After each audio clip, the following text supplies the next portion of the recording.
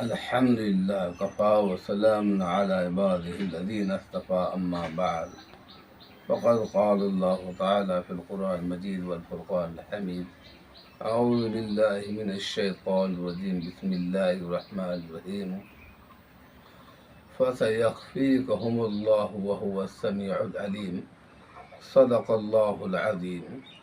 میرے محترم بھائیوں اور دوستوں اور ہمارے معصوم بچے،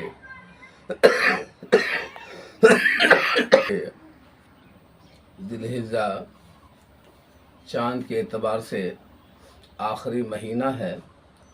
اب اس مہینے کے بعد سال کا پہلا مہینہ محرم الحرام کا مہینہ شروع ہونے والا ہے۔ یہ آخری مہینہ ہے جس کا نام ذی الحجہ ہے۔ اس میں حج کے مسائل، قربانی کے مسائل اور دیگر شہداء حضرات بہت سارے ہیں جس میں پروئے ہوئے ہیں اس مہینے میں۔ ان میں سے حضرت عثمان غنی رضی اللہ تعالیٰ عنہ، جو حضور اکرم صلی اللہ علیہ وسلم کے بعد میں سیدنا حضرت ابو صدیق رضی اللہ تعالیٰ عنہ امیر المؤمنین بنے اور 27 مہینے آپ امیر المؤمنین کی گدی پر رہ کر امت کو سنبھالا۔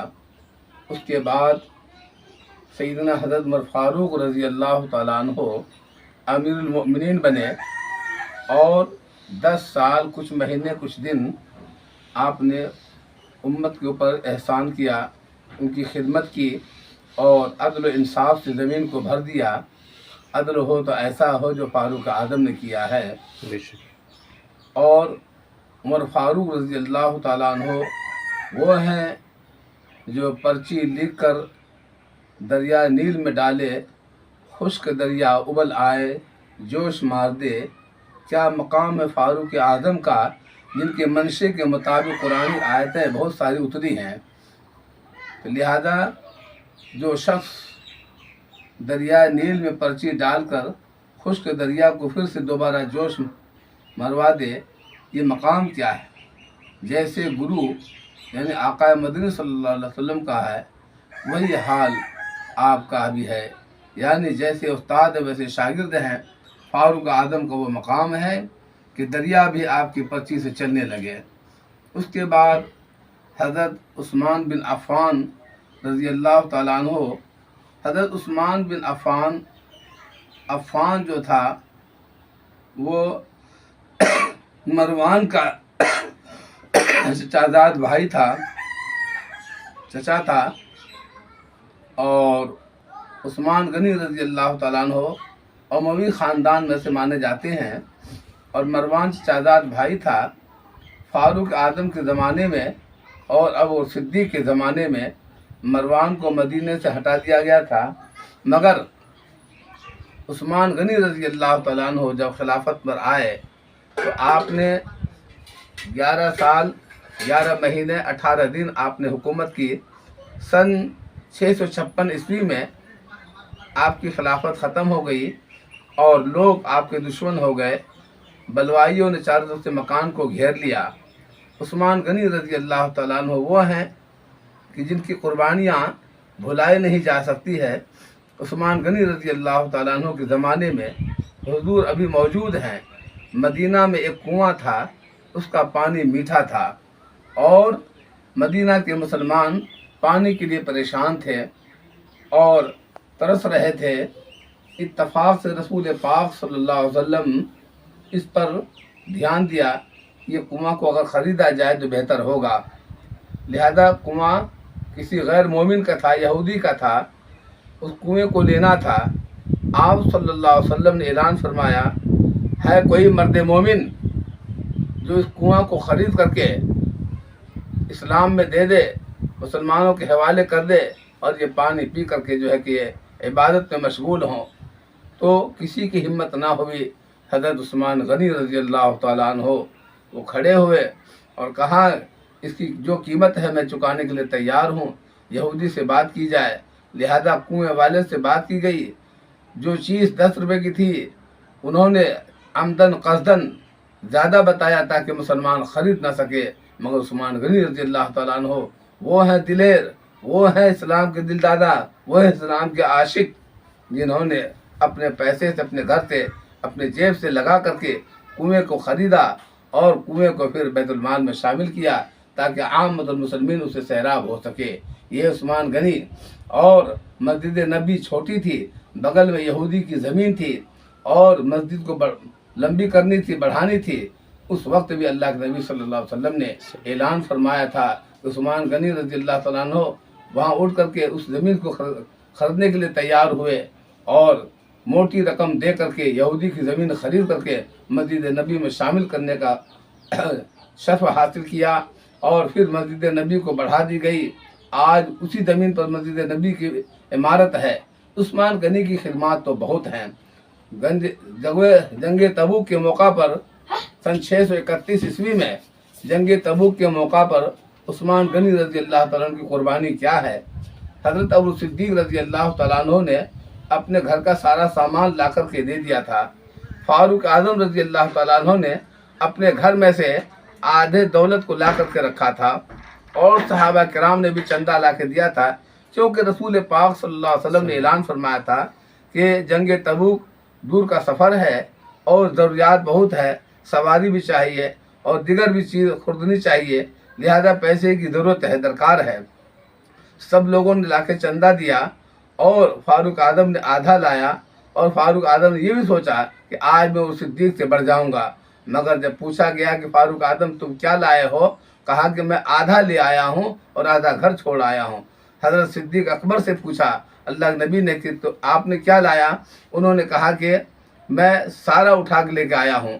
اللہ کے نبی نے پوچھا کہ گھر میں کیا چھوڑا؟ تو صدیق نے کہا کہ میں اللہ اور اللہ کے رسول کا نام چھوڑ کے آیا ہوں۔ ایسے موقع پر عثمان غنی رضی اللہ تعالیٰ عنہ کہا گیا کہ تم نے کیا لایا ہے؟ عثمان غنی رضی اللہ تعالیٰ عنہ فرمایا کہ میں جنگ تبوک کے موقع پر لوگوں کے لیے فراوانی کے لیے، راحت کے لیے میں 1000 سواری مال لوازمات کے، یعنی اس کے گدی اور زین، ان چیزوں کے ساتھ میں 1000 سواری دے رہا ہوں، اور رقم میں 29.5 کلو چاندی اور 5.25 کلو سونا عثمان غنی رضی اللہ تعالیٰ عنہ نے دیا، اور کچھ نقد رقم بھی اور بھی دیا۔ عثمان غنی رضی اللہ تعالیٰ عنہ تو وہ ہیں جو جنگ تبوک کے موقع پر 1000 سواری بھی ہو اور اس کے ساتھ ساتھ پورے لوازمات، اس کی جتنی ضروریات سواری پر بیٹھنے کے لیے وہ، اور ساتھ ساتھ 29.5 کلو چاندی اور 5.25 کلو سونا چاندی دے کر کے انہوں نے اپنی جوش دکھایا اور اپنی قربانی دکھایا کہ جنگ تبوک کے موقع پر کیا ہونا چاہیے۔ تو عثمان غنی رضی اللہ تعالیٰ کے لوگ دشمن ہو گئے، اور یہ ذی الحجہ کا مہینہ ہے۔ عثمان غنی رضی اللہ تعالیٰ عنہ قرآن پاک تلاوت بہت کرتے تھے، اور آپ پہلے پارے میں تلاوت کر رہے تھے، آخری صفحہ تھا، یعنی پہلے پارے کا آخری صفحہ تھا، آیت نمبر 137 کے تحت فَسَيَكْفِيكَهُمُ اللَّهُ وَهُوَ السَّمِيعُ الْعَلِيمُ۔ یہ تلاوت کر رہے تھے کہ بلوائی مطلب چڑھ بیٹھے۔ درا حال کہ حضرت علی رضی اللہ تعالیٰ عنہ نے اپنے حسنین کو کہا تھا کہ تم پہریداری کرو تاکہ کوئی ظالم نالائق آ کر عثمان غنی کے ساتھ کہیں بے عزتی اور بے حرمتی نہ کر ڈالے۔ لہذا حسنین رضی اللہ تعالیٰ عنہما دونوں چکر لگا رہے تھے، مگر کب تک لگاتے؟ بلوائی تو 4000 گھیرے ہوئے تھے، پیچھے سائڈ سے بلوائی مکان کے اوپر چڑھ کر کے عثمان غنی کے پاس آئے۔ اس موقع پر حضرت عثمان غنی رضی اللہ تعالیٰ عنہ کی جو بیوی تھی، حضور پاک بیٹی، وہ بھی انتقال کر چکی تھی، اور دوسری بیٹی آئی تھی وہ بھی انتقال کر چکی تھی۔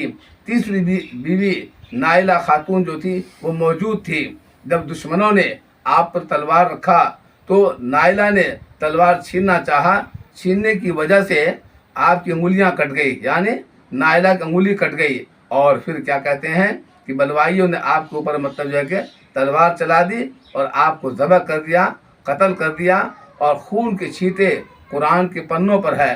آج بھی دمشق میں، اصل نام تو دمشق ہے لیکن مشہور دمشق بولتے ہیں، دمشق کی مسجد میں آج بھی خزانے وہاں وہ قرآن پاک موجود ہے، جس میں عثمان غنی رضی اللہ تعالیٰ عنہ کی شہادت کا خون کا قطرہ اس قرآن پر موجود ہے۔